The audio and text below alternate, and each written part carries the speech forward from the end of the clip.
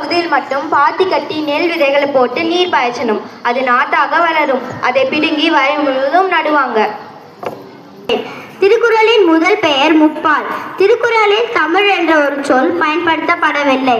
திருக்குறள் அகரத்தில் தொடங்கி ஆராய்ச்சி செய்து திருவள்ளுவரின் திருவுருவத்தை கண்டடைந்தார். தமிழக அரசு 1964ஆம் ஆண்டு வள்ளுவரின் ஓவியத்தை அதிகாரப்பூர்வமான ஓவியமாக ஏற்றுக்கொண்டது.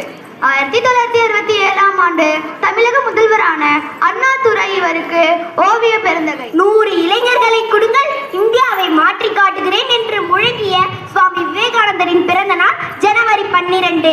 இதை தேசிய இளைஞர் தினமாக கொண்டாடப்படுகிறது.